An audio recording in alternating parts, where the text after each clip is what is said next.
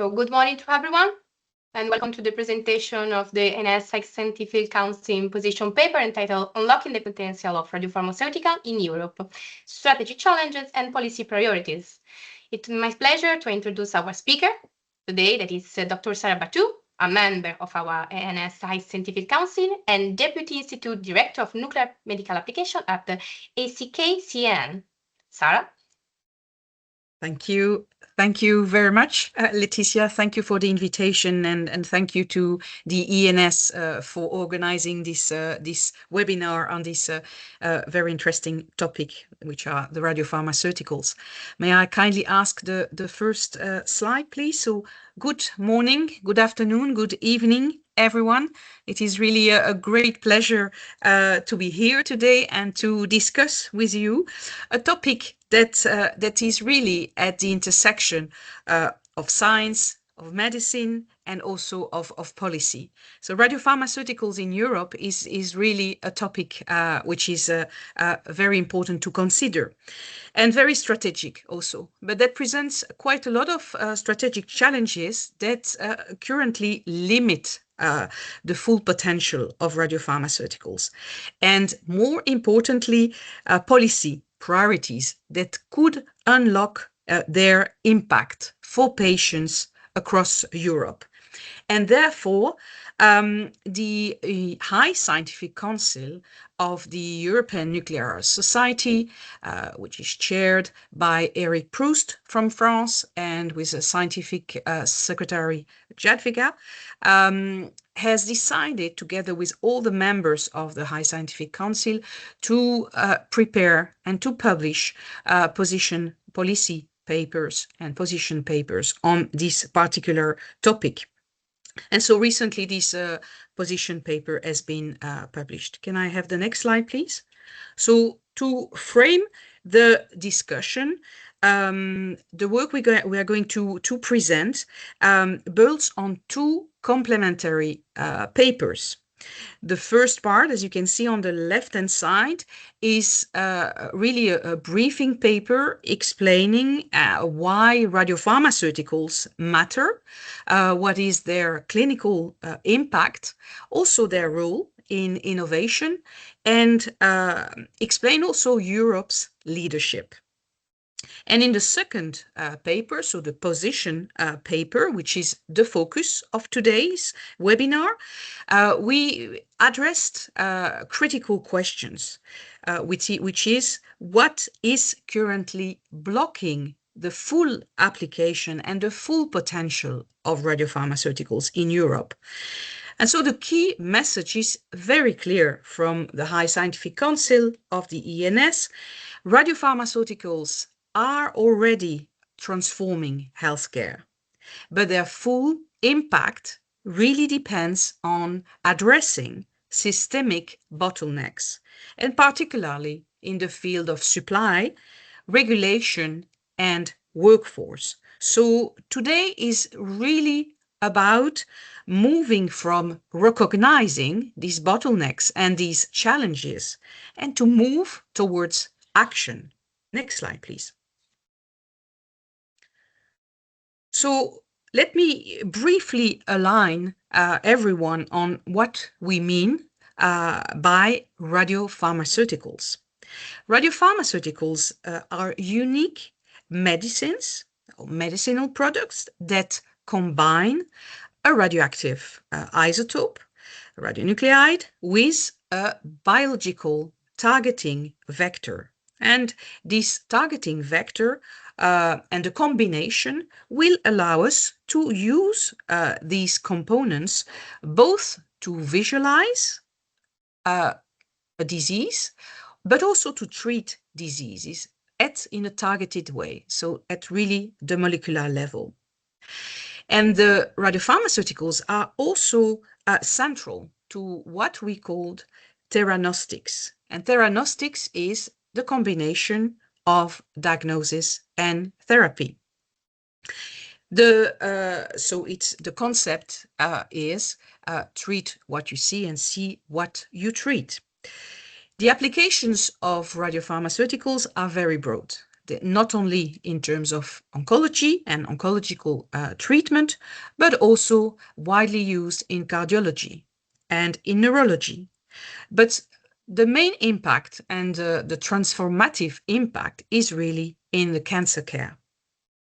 And the demand of radiopharmaceuticals, and especially the ones used for treatment, is rapidly increasing and is driven by different aspects. First, cancer are detected at an earlier and earlier time.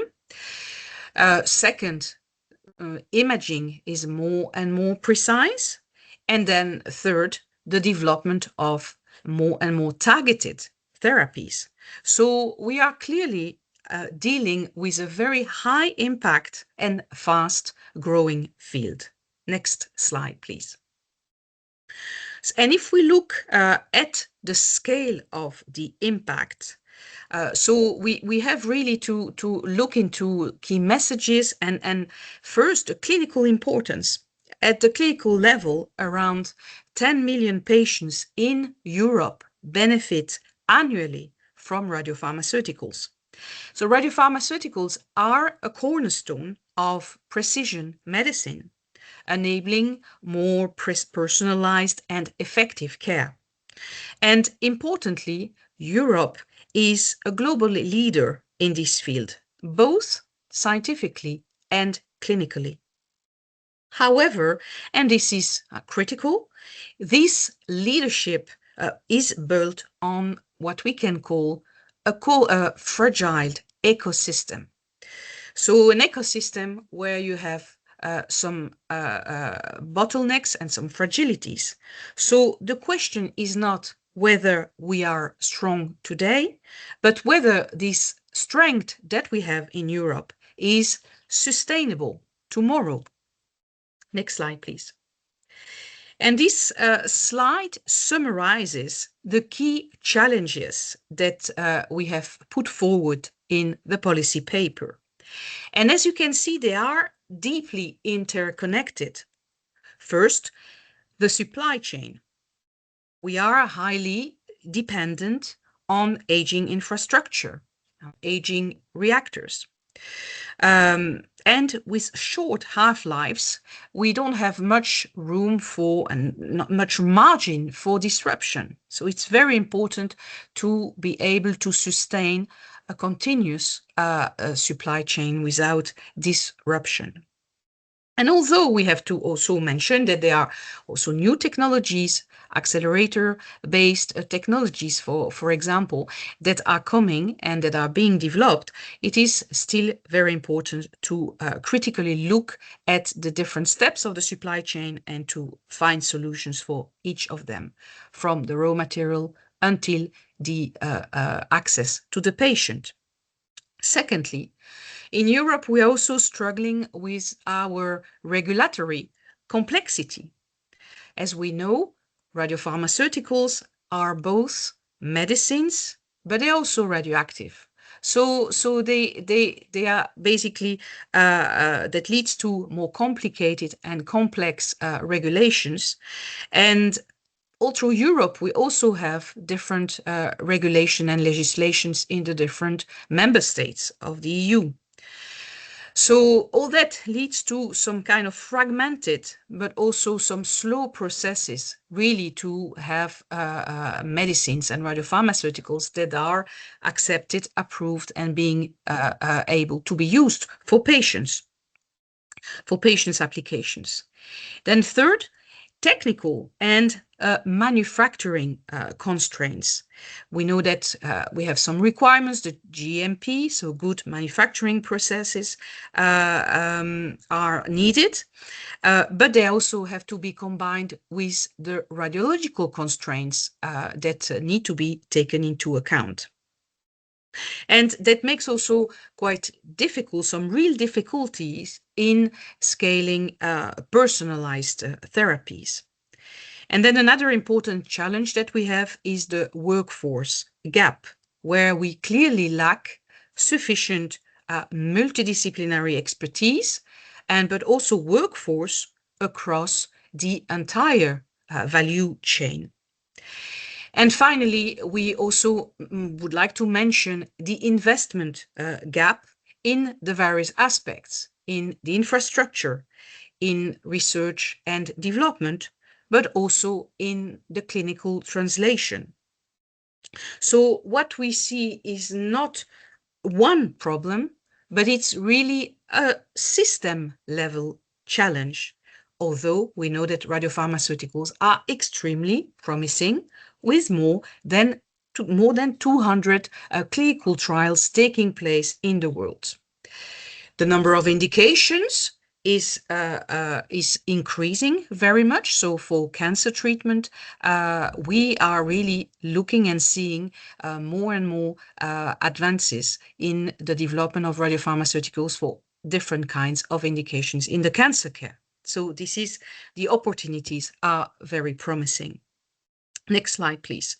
So in terms of strategic recommendations from the High Scientific Council, our position paper proposes 6 key recommendations, and you see the QR code on the left-hand side of this slide, and that will lead you to the paper. And I think the link to the paper will also be put in the chat. So the first recommendation is strengthening the supply resilience. This is absolutely critical. Second recommendation is promote regulatory harmonization, so moving toward more coordinated and proportionate approaches.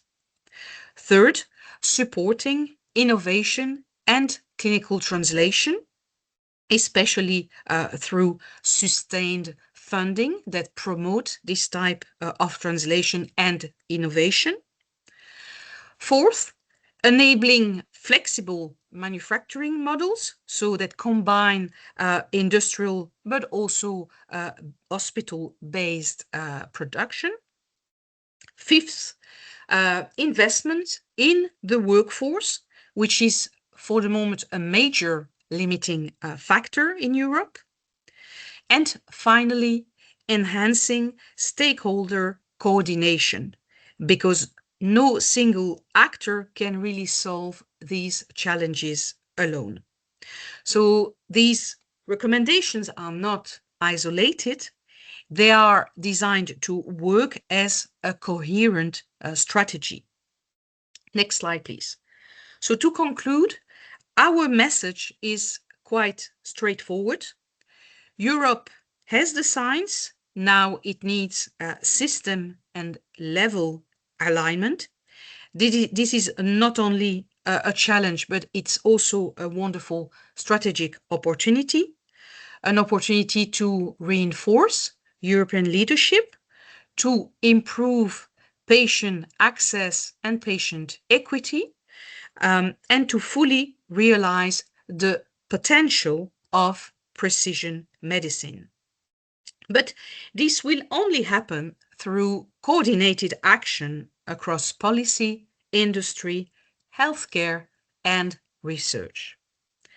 Next slide, please. And this is my final slide. So on behalf of the High Scientific Council of the European Nuclear Society, I would like to thank you very much for your attention.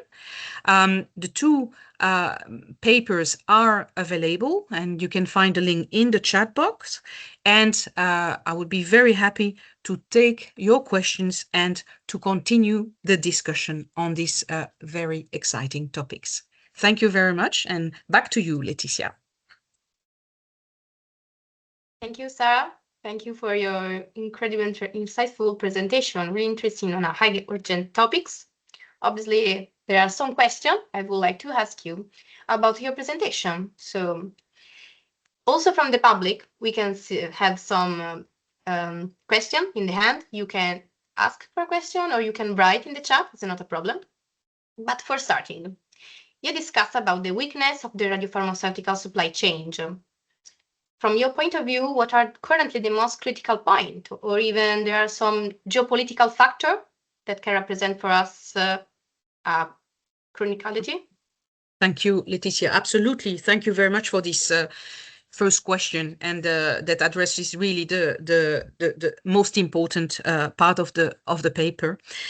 Indeed, the most fragile points of and part of this supply chain are the first, I would say, the production dependency.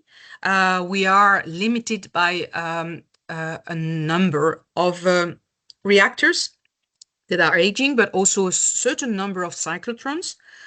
We also have to take into account the time critical logistics because radiopharmaceuticals are radioactive medicines, and it means that due to their short half-lives, they need to be delivered to the patients in a reasonably quite fast time. So this is also a weakness and a difficulty. It's not like it's not a product or a medicine that you can put on a shelf for a certain number of months. Then the regulatory and transport bottlenecks are also important to take into account, especially cross-border, especially from one country to another when they are produced in one country, but to be finalized in terms of a final medicine before injection to the patients. These are very often happening cross-border. And then also the last bit is also the final delivery to the hospital and to the patient. So all this organization from the moment a patient has been diagnosed to be potentially falling into this potential treatment, it is very important to guarantee that the supply chain will be maintained. And so these are clearly highlighted in the supply chain bottlenecks section of the policy paper, and they show also the different constraints at the different stage of the supply chain that you can read in the policy paper. And then you mentioned the geopolitical situation. So these are really impactful as well. The situation is very impactful, and that leads also to some kind of strategic vulnerability of Europe, but also different other countries. So we are somehow dependent on target materials, on raw materials. We are dependent on reactor access. In Europe, we are quite lucky. We have quite a few reactors, but so that's really certainly something we need to take into account to really allow to avoid disruption of the supply chain. So that the supply chain is, as I would say, intrinsically fragile, but also needs to be seen as transnational. So really that needs and that requires also a Europe level coordination and not on top of the national level. Yeah, so they're important to work together. Absolutely. Absolutely. Absolutely. And about the discussion about safety standards, the discussion is not about lowering the safety standard for radiopharmaceutical, right? But about the efficiency and accessibility. Absolutely. Very important to point that out. This is also an important aspect that we need to keep this balance between safety and efficiency. And this is not in Europe, this is not about lowering our standards, our safety standards, but it's more about moving toward a risk-based and a proportionate regulation of the system. And to also, what we are a little bit suffering in Europe is we need to try to avoid unnecessary duplication between the pharmaceutical and the radiological frameworks, because as we know, radiopharmaceuticals really fall into the pharma law, but also have got to follow the radiological framework and regulation. So it's really important to kind of align these two type of regulations, and to maintain strict safety, of course, but to improve the speed and the flexibility, and certainly the speed and access to patients. This is really crucial. So the policy paper really mentioned that and explicitly supports harmonization and proportionality while maintaining high safety standards. Of course, in Europe, we have the European Pharmacopoeia, and that provides already a strong foundation, but may not fully cover emerging personalized radiopharmaceuticals, like theranostics, for example. So we need to develop greater flexibility and also to fasten adaptation to innovation in Europe. So in conclusion, safety remains non-negotiable, but regulation must become smarter, not heavier, and also faster. Yes, we were talking about accelerating patient access and research. So, order from the safety standard and regulation, with such limiting funding that we have, how can we best prioritize and organize our investment for the development of the pharmaceutical field? Thank you very much. So investments is very important, and as you mentioned, prioritization is extremely important. So investment should definitely target infrastructure, reactors, cyclotrons, processing facilities, but also clinical translation. So clinical trials, validation. We have had the publication of a very important report, the Draghi report, which is a report promoting competitiveness at European level in comparison with the rest of the world. So we need to embrace that, as well as we have also now the Clinical Act. We have the Biotech Act. Europe is really a very strong in biotech, very strong in clinical trials. But still, we need to remain very competitive in order to be able to have access to the latest technologies, to give access to the latest treatment and technologies to our patient.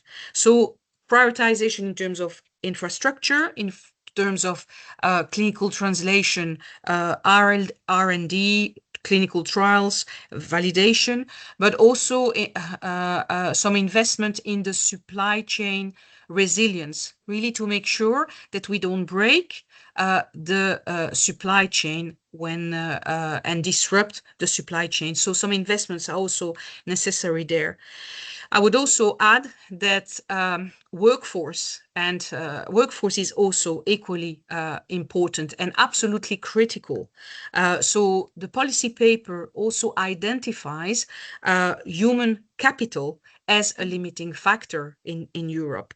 So there is really a crucial need for more radiochemists, more medical physicists, for example, nuclear engineers, regulatory experts, but also more education is needed for nurses, for example, for house practitioners, for general practitioners, but also for medical oncologists. So workforce, but also education, and also increasing awareness of patients is also crucial. So here, very importantly, without skilled people in Europe, no infrastructure or innovation will deliver any impact. So this is very important also to put that forward and to sensitize about this particular topic of the workforce. Okay, thank you very much. So about all this environment, what is the role of ENS in the policy space, and how realistic do you think our recommendations are? Yes, indeed. Why the European Nuclear Society is writing this policy paper, and why are we a little bit alarming? It's because it's our role. At the level of the High Scientific Council, we have a role of kind of interface between science and policy. So the Scientific Council is representing all Europe. Every European country has got a seat, so is represented by a representative nominated by its national nuclear society. So the High Scientific Council acts as a neutral platform, which connects the various stakeholders, mainly in the field of science. And the European Nuclear Society is also a driver of European coordination. So it is kind of natural also to provide some recommendations. And the recommendations, of course, they need to be realistic because they build on the European know-how, on the European existing initiatives like SAMIRA. At European level, we have the SAMIRA initiative, we have the European Supply Agency, we have the European Observatory for Medical Radioisotopes. So we as at the ENS are really focusing on coordinating and helping to coordinating rather than reinventing the wheel. So the ENS in that respect enables alignment, but not duplication. Perfect. Thank you so much, Sarah. I see that there are many questions starting to come from the audience, so maybe let's give them the floor. There is a first question from Dr. Zaya Yalovani that asks, how can digital twin technologies or AI optimize their production planning to mitigate short half-life decay issues in radiopharmaceutical logistics? This is a very important question as well. So thank you very much for this question. So in the policy paper, we have a special section dedicated to artificial intelligence and to data analytics to really help optimizing radiopharmaceutical design, usage, production. So I really would like to invite all of you to look into that section. And basically what we have identified is that AI is playing, but will continue to play an extremely important role in the development of radiopharmaceuticals, in the virtual screening of radiotracer, in testing, in predicting binding affinity, stability, and also in helping for the pharmacokinetics. We also think that for the dosimetry, for the personalized dosimetry and the treatment optimization, AI will also play a very important role in, for example, the patient specific dose calculations, and will also help in increasing the efficacy and also maybe reduce the side effects of radioligand therapy. And we also think that for imaging, for the nuclear imaging modalities, that AI algorithm will really improve and enhance nuclear imaging, and so being able to quantify, to have not only a qualitative image, but providing also quantitative image with a high precision, and will also help reducing misinterpretation, and also enhance and decrease the time for analysis of images. So not only improving diagnostic accuracy, but also decreasing the time to perform this type of diagnosis. So AI-driven solutions are certainly part of the package, and that's why they are also mentioned and totally integrated in the whole process. Thank you so much. Then we are from Dr. Benedict Galliker, that in March this year, the International Atomic Energy Agency published an update on regulation for the safe transport of radioactive material. Do you expect this change to have any impact on the supply of radiopharmaceuticals for nuclear medicine? Yeah, so the EAEA, I would like to thank for this question as well. Extremely important to work hand in hand. And this is EAEA transport regulation and recommendations is extremely important for all countries to give a global a global approach, but also a technical guidance. So extremely important.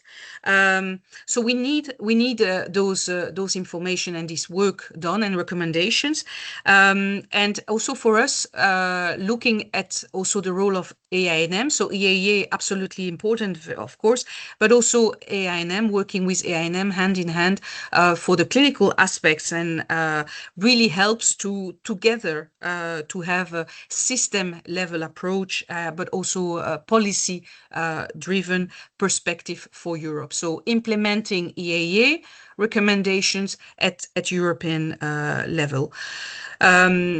And that's really important to work hand in hand. And for us, we really worked a lot on the supply chain resilience in this policy paper, on the regulation and the importance of regulation, and the fact that we really need to put everything in place for an industrial upscaling.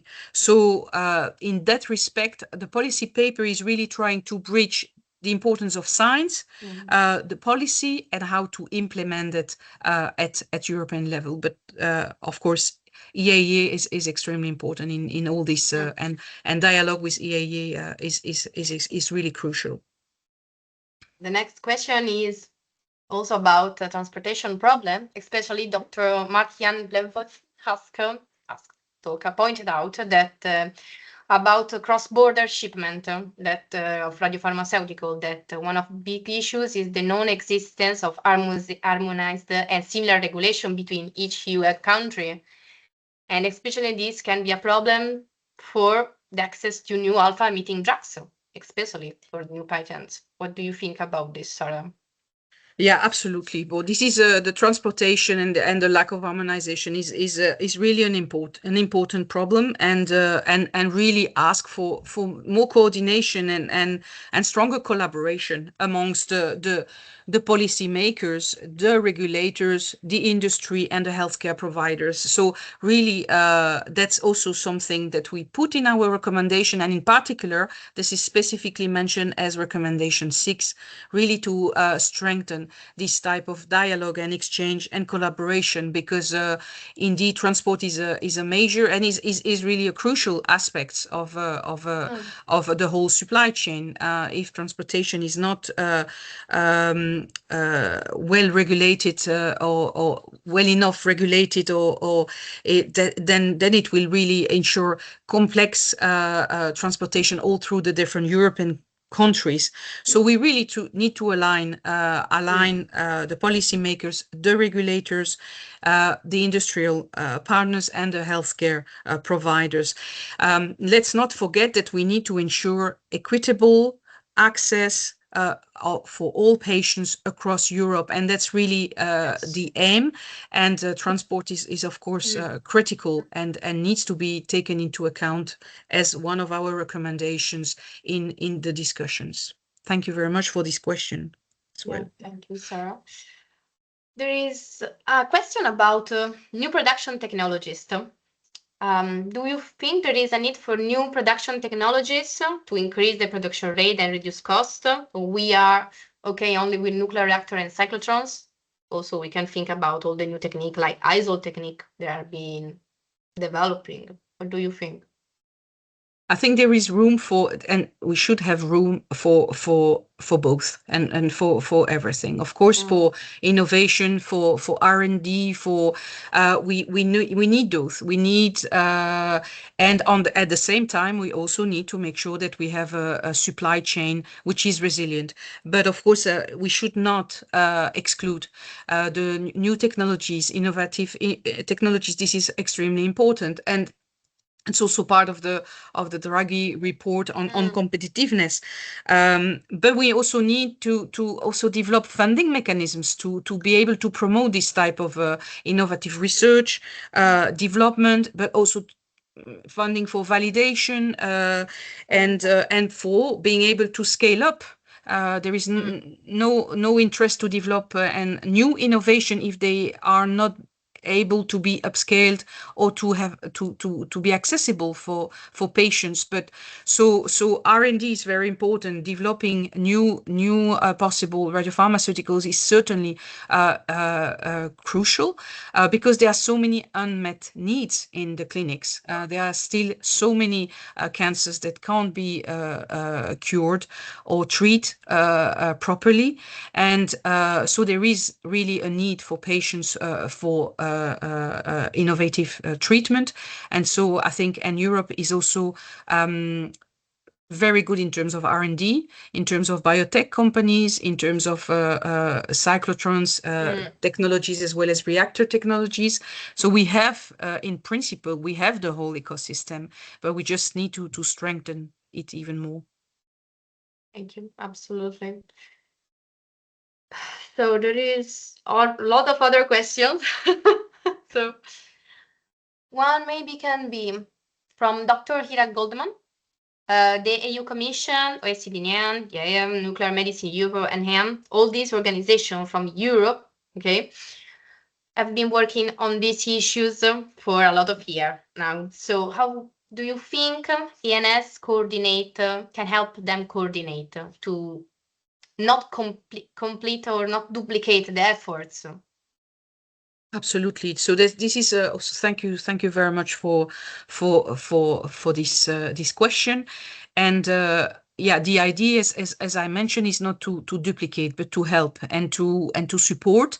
And this is also why we ask the community to read these policy papers, to mention them, to come to us for some other European entities, institutions, or scientific groups, but also all outside Europe. We are also very much interested in exchanging, discussing with other countries outside Europe to continue to improve altogether the access of radiopharmaceuticals to patients. So it's really here we give a European perspective, but it's even it could be applicable to many countries in the world. I mentioned during the presentation the Samira initiative from the European Commission and all the really great work of the DG NR, and that's really important to put that also forward. And also we are also looking forward to the report, the ERV report, which is the European Radioisotope Valley, which will be also very interesting and important to really work together and see how we can not duplicate, not be really, but to be really complementary, because the communities are also a little bit different. The communities of the ENS, the community of the ENS is different than the community of NMAU, which is also different than the community of EANM. So each community has got its specificities, and so the broader the community, the bigger the stakeholders, the number of stakeholders will be reached, and the more impact we can have. So it's really not a matter of duplication, but really coordinating, working together, and helping and supporting each other in this quest. Thank you. Thank you. Thank you, sir. Absolutely. I'm sorry that may I ask to the participant to write down their question just for ease the organization, if you have someone. We have a lot of common questions, so we proceed. So there are any efforts at the European level to harmonize the framework condition for inpatient and outpatient treatment in nuclear medicine, or this will remain primarily with the responsibility for individual country and organization, particularly in light. Sorry, it is a really long question. Absolutely. Sorry. In particularly in light of the fact that longer inpatient stays can make nuclear medicine treatment less economically viable for the hospital.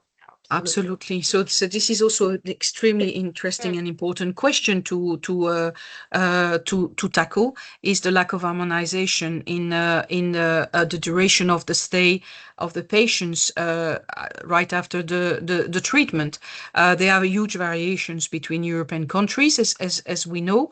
And indeed, if you look at EANM, so the European Association for Nuclear Medicine, is really asking for harmonization in that topic. There was a study that was performed by HERCA, which is the European regulators in radiation protection, and that really showed this disparity between the different European countries in terms of inpatient, outpatient. Indeed, if we would reduce the duration, the duration of the stay in hospitals, you could potentially increase the number of patients that you can treat. So this could have that would have a direct impact on the number of patients that could benefit from radioligand therapy. Quite a lot of countries are re-evaluating their duration, the duration of the stay in hospital. Belgium, amongst others, is being re-evaluating the duration, and we hope for a new advice, for example, from the High Council for Health in Belgium. But yeah, indeed, that will make the longer duration, the less competitive in terms of the more number of nights a patient will need to stay in the hospital, and the less number of patients that could be potentially treated. So this is tackled by AINM, and it's also tackled at the level of all European countries. And I really hope that we will arrive soon at harmonized regulation for all the countries, the member states in Europe. Thank you so much. So now I have a question. Personally, do you think there will become a time when nuclear medicine therapy will be considered a second line or maybe even a first line treatment in Europe? Also, thank you very much for this question. Also, extremely interesting question. So, indeed, what we right now, radioligand therapy is mainly used as a last line of treatment. So, when patients are metastatic, and when patients have already received all kinds of different types of treatments, and we see that it works for many patients. For prostate cancer, like half of the patients seem to be responding to radioligand therapy. The other half doesn't. So there is still some work to be done also at the research level to be able to identify beforehand somehow with the use of biomarkers how to predict which patients would benefit from the treatment. But we also see that very encouraging and very promising clinical trials that show that even when you give radioligand therapy in second line of treatment, that it gives some excellent results as well. And these results have been shown and came from the US. So we hope that very soon we will be able to do that as well in Europe, and to also have these promising results. It takes some time, and it takes a few years before new therapies. For example, if you look at immunotherapy, 10 years ago was also given as a last lane of treatment, whilst now it's given much earlier in the treatment. So you see that promising and treatment that really make a difference for the patients will show more and more important and interesting results that will help to move the start of the treatment earlier in the treatment line. So, but the promising results are already available, and I'm pretty sure that in a few years' time we will be able to implement that much earlier than almost palliative care or at the last lane of treatment. In this field, do you think that maybe a more centralization or harmonization between clinical trial in different countries can help to demonstrate the efficacy and effectiveness of the radiopharmaceutical therapy?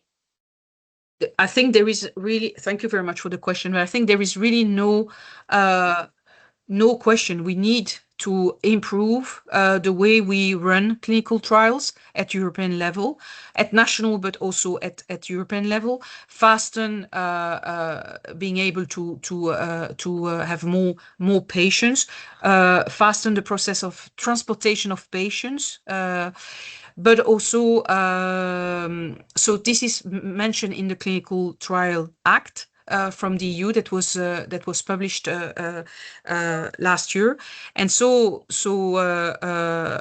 that's really important to strengthen those if we really want to continue to be as competitive as before and to be able to give access to patients. So favoring transportation of patients in inclusion parameters, but also at national level, we see that we need to organize also in a better way the way clinical trials are performed, especially in smaller countries. Belgium is the country that I know best, but in Belgium, for example, we are really working on improving clinical trials and organizing together different hospitals together better clinical trials for radioligand therapy, but I'm pretty sure different countries are also doing the same. Thank you so much. Absolutely. There is Dr. Benedict Gallagher that asks,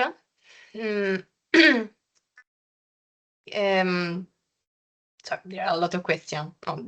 Before Dr. Philip Van Put. So full resilience in supply chain implies building excess capacity. How can we achieve this while being financially sustainable? Yes, so this is a bit again competitivity. What I can say is that funding needs to also be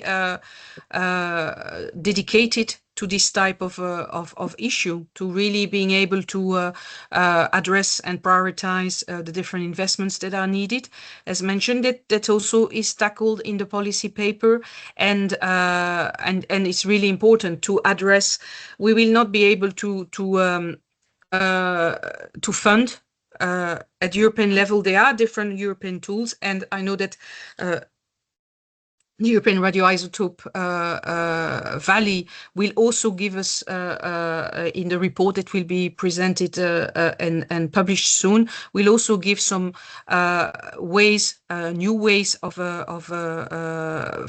finding financing for promoting and for developing these different type of infrastructures.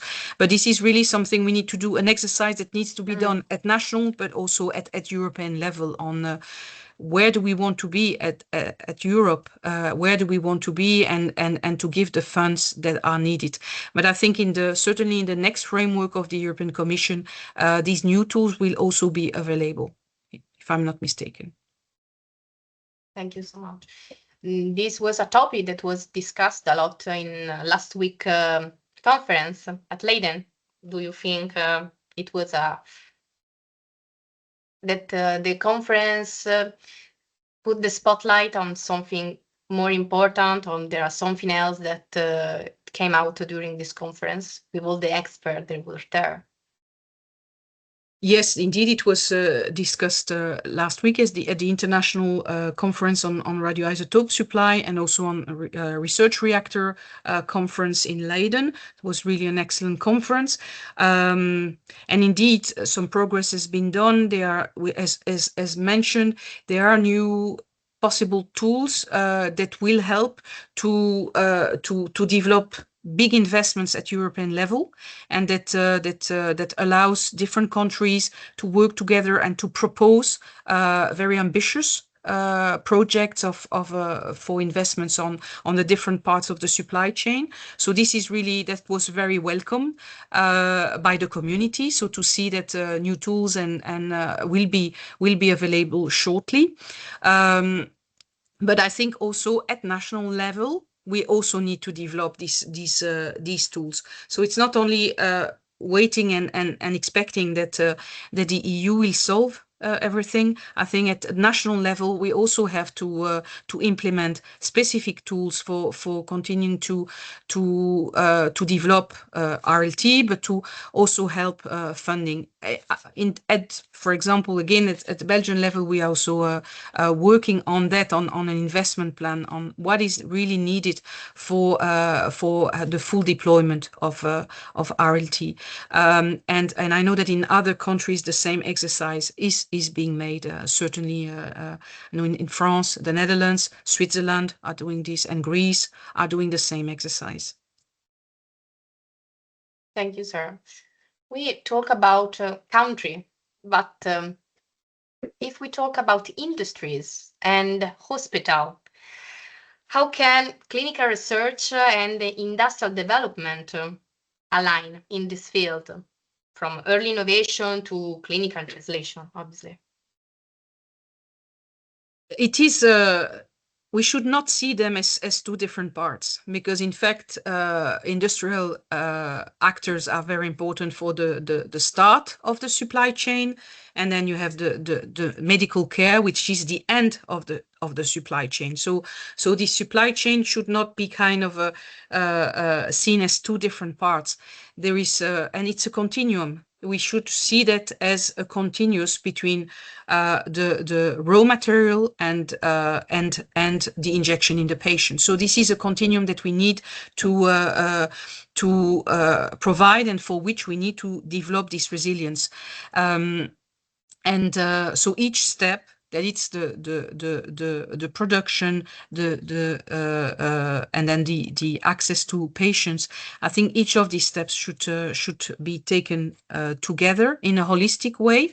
And that's very important, is that there is an exchange and a dialogue between the industrial partners and the clinicians to stimulate these discussions and to see what is really needed, because of course there is no need to produce radiopharmaceuticals which will not be useful for the patient. So that there is really a good exchange between industrial partners and clinicians to respond to the needs and to the unmet needs in the clinics, certainly for cancers that don't have any solutions yet. Thank you, sir. Absolutely. I will ask to the public, to the audience, if there is maybe one final question, or I can do the last one. So write it. For sure, I have a question about concluding your presentation about the position paper. So what do you think is the most urgent challenge for the radiopharmaceutical sector today? And if there is a recommendation to address it? Yeah, I think, thank you, Laetitia. So it's very difficult to answer to this question. What is the most urgent challenge? Because it's complex but we really I think everyone understood that the supply chain resilience is very important, and it directly affects and impacts patient access. And so if we really strengthen the supply chain, we will improve patient access. So if you ask me for a single most important recommendation, it's really to strengthen, but also to diversify the European radiopharmaceutical supply chain. So this is really, for me, the most important recommendation, and that includes new production capacity, infrastructure, renewal or building, but also coordinated contingency planning. So really having, like the European Observatory is doing, to have really preparing and being prepared, preparedness for any with any contingency. So this is also explicitly stated in the recommendations. But basically, the final message I would say would be that if we cannot guarantee reliable supply, innovation will not reach patients. So innovation will not have any basically importance if it doesn't reach the patients. And I would like to conclude with that message, if you allow. Absolutely. The most important thing is people and patients, right? Absolutely. So if there are no further comments on opinion, I will declare the webinar closed. I would like to obviously thank Sarah for sharing her experience. Thank And you, I would Laetitia. remind everyone to download the position paper and that the webinar record will be available really soon. And if you have other questions, obviously Sarah is an ENS expert, so she can answer everything you want, and it's an incredible person. Thank you, Laetitia. You've been incredible. Thank you so much.